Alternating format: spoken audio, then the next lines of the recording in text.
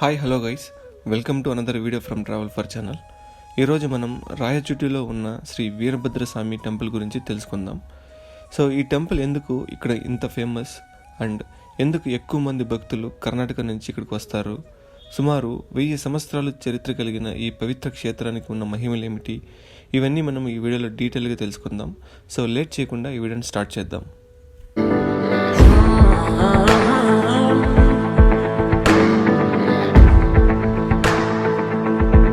First మనం ఈ temple యొక్క హిస్టరీ గురించి తెలుసుకుందాం. దాక్ష ప్రజాపతి యజ్ఞం చేసినప్పుడు శివుణ్ణి అవమానించారని అది తట్టుకోలేక సతీదేవి ఆత్మహత్య చేసుకుంది. సో దాంతో కోపం తెచ్చుకున్న శివుడు తన జట నుంచి వీరభద్రుడిని సృష్టించాడు. వీరభద్రుడు వెళ్ళి దాక్షయజ్ఞాన్ని భస్మం చేశాడు. ఆ తర్వాత వీరభద్రస్వామి శాంతి స్వరూపంలో వివిధ ప్రదేశాల్లో వెలిసారని నమ్మకం. వాటిలో ఒక ప్రముఖమైన స్థలం మన రాయచోటి కూడా. సో ఇది పురాణాల ప్రకారం. ఇక చారిత్రక ఆధారాల గురించి వస్తే, సో ఈ టెంపుల్ చాళుక్యుల కాలంలో ప్రారంభమైంది. తర్వాత విజయనగర సామ్రాజ్యం కాలంలో టెంపుల్ని మరింత పెద్దదిగా చేసి అభివృద్ధి చేశారు. సో శ్రీకృష్ణదేవరాయలు కూడా ఈ టెంపుల్కి సహాయం చేసినట్లు కొన్ని పాత శాసనాలు చెబుతున్నాయి. సో ఈ టెంపుల్లో ఉన్న రాతి శిల్పాలు, పెద్ద పెద్ద స్తంభాలు, గోపుర నిర్మాణం చూసి ఇది విజయనగర కాలానికి చెందినదని అర్థమవుతుంది. సో ఇవి ఈ టెంపుల్ యొక్క హిస్టరీ అన్నమాట.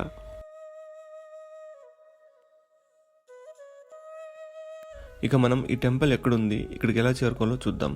ఈ టెంపుల్ ఆంధ్రప్రదేశ్లోని అన్నమయ్య జిల్లా రాయచోటి టౌన్లో ఉంటుంది. టౌన్ మధ్యలోనే ఉండడం వల్ల సులభంగా దర్శించుకోవచ్చు అనమాట. సో ఇక్కడికి ఎలా చేరుకోవాలో చూద్దాం. ఏపీఆర్టీసీ బస్సెస్ అండ్ కేఆర్టీసీ బస్సెస్ అందుబాటులో ఉంటాయి. రైల్వే స్టేషన్ కూడా ఉంటుంది. కడప నుంచి 55 కిలోమీటర్లు, తిరుపతి నుంచి 130 కిలోమీటర్లు, బెంగళూరు నుంచి 250 కిలోమీటర్ల దూరంలో ఉంటుంది ఈ టెంపుల్. రాచటి బస్ స్టాండ్లో దిగి ఎవరిని అడిగినా చెప్తారు అడ్రస్, అంత ఫేమస్ అనమాట ఈ టెంపుల్. సో టెంపుల్కి రీచ్ అయిన తర్వాత ఉండడానికి రూమ్స్ కోసం ఎక్కువగా వెతకాల్సిన పని లేదు. టెంపుల్ పక్కలోనే రూమ్స్ అందుబాటులో ఉంటాయి. సో ఈ రూమ్స్ వచ్చి టెంపుల్ వాళ్ళవే అనమాట. ఒక రోజుకి 300 రూపీస్ వరకు ఛార్జ్ చేస్తారు. అంటే చాలా తక్కువ బడ్జెట్లో రూమ్స్ మనకు దొరుకుతాయి అన్నమాట. అలాగే రాయచోటి టౌన్లో కూడా మనకు లాడ్జెస్ అండ్ రూమ్స్ ఉంటాయి. కానీ ఈ టెంపుల్ పక్కలోనే ఉండడం వల్ల భక్తులకి చాలా సౌకర్యంగా ఉంటుంది. సో అలాగే ఫ్యామిలీస్తో వచ్చిన వాళ్ళు కూడా ఏ టెన్షన్ పడాల్సిన అవసరం లేదు. సో టెంపుల్ వాళ్ళవే రూమ్స్ ఉంటాయి కాబట్టి చాలా సౌకర్యంగా ఉండొచ్చు అనమాట.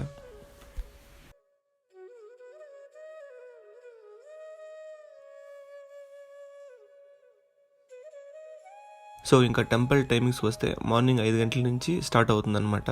సో ఫస్ట్ అభిషేకం వచ్చి 5 గంటల నుంచి 6:30 వరకు జరుగుతుంది. ఇంకా సెకండ్ అభిషేకం వచ్చి 9:30 నుంచి 11 గంటల వరకు జరుగుతూనే ఉంటుంది. ఇంకా టెంపుల్ క్లోజింగ్ టైం వచ్చి మధ్యాహ్నం 12:30 నుంచి 4 గంటల వరకు క్లోజింగ్లో ఉంటుంది. సో మళ్ళీ 4 గంటల నుంచి 8:30 వరకు ఓపెన్లో ఉంటుంది అనమాట.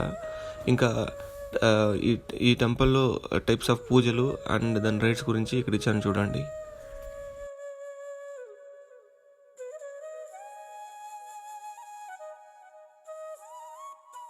ఇంకా ఇక్కడికి వచ్చే భక్తులకి ప్రతిరోజు అన్నదానాలు జరుగుతూ ఉంటాయి. సో ప్రతిరోజు మధ్యాహ్నం మరియు రాత్రి సమయంలో అన్నదానాలు జరుగుతూ ఉంటాయి. సో భక్తులు ఎవరైనా వచ్చి భోజనం చేయవచ్చు. సో అన్నదానానికి వెళ్ళే దారి ఇలా వెళ్ళాలన్నమాట. సో ఇంకా ముఖ్యంగా చెప్పాలంటే కర్ణాటక నుంచి ఎక్కువ భక్తులు రావడంతో ఇక్కడ సూచనలు అంటే బోర్డు కానీ అలాంటివన్నీ కన్నడ భాషలో కూడా రాసి ఉంటాయి. సో కాబట్టి ఎవరికి ఎలాంటి కన్ఫ్యూషన్ ఉండదు.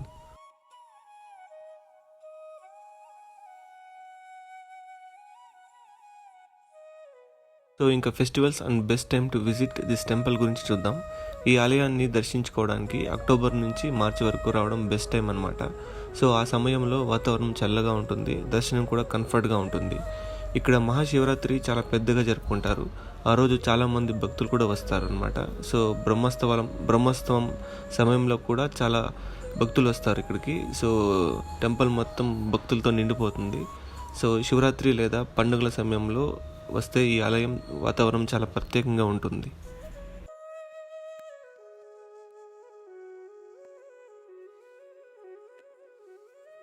సో ఫైనల్గా ఎందుకు కర్ణాటక నుంచి ఎక్కువ భక్తులు వస్తారంటే, ఇక్కడ బసవేశ్వరయ్య గారి విగ్రహం అలాగే అక్క మహాదేవి గారి విగ్రహం కూడా కనిపిస్తాయి మనకు. సో బసవేశ్వర గారి మరియు అక్క మహాదేవి ఇద్దరు కర్ణాటకకు చెందిన గొప్ప శివభక్తులు. లింగాయత్ సంప్రదాయంలో వీరికి చాలా ముఖ్యమైన స్థానం ఉంటుంది. సో వీరభద్రస్వామి కూడా శివుడికి రూపమే కాబట్టి కర్ణాటక భక్తులకు ఈ ఆలయంతో ప్రత్యేకమైన అనుబంధం ఉంటుంది.